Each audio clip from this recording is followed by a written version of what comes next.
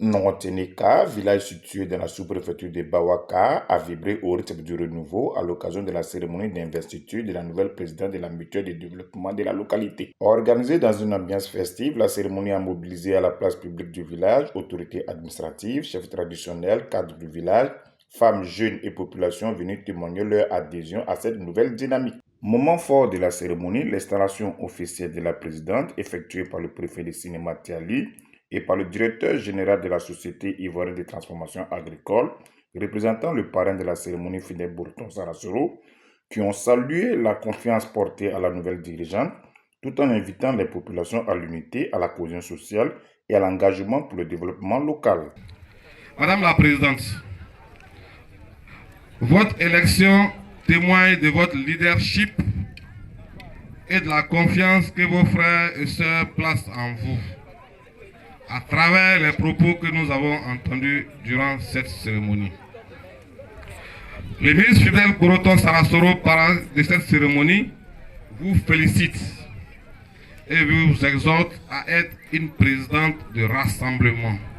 Votre élection, madame, est le fruit de la confiance que vos concitoyens placent en vous, mais aussi le signe de votre engagement constant pour le progrès et la solidarité.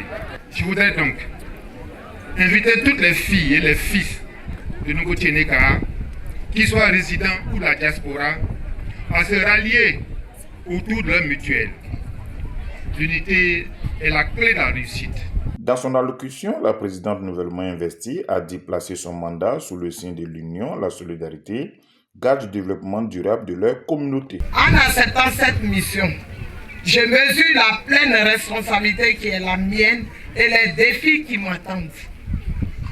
À cet égard, je voudrais reconnaître les efforts de mes prédécesseurs et m'inscrire pleinement dans cette dynamique de continuité pour une localité de Nongoteneka unie et prospère. Elle a aussi adressé ses remerciements au président du conseil régional, dont l'appui a permis au village de bénéficier de plusieurs infrastructures de base, non sans plaider pour le renforcement des salles de classe en tabac de l'école primaire, ainsi que pour la construction de la clôture du centre de santé de la localité. Fiers de ce nouvel élan de développement incarné pour la première fois par une femme, les populations ont exprimé leur satisfaction. C'est une première, je dis bien c'est une première, parce que c'est la première dame qui prend la reine de la mutuelle. Donc pour nous, il était souhaitable de venir manifester cette joie-là.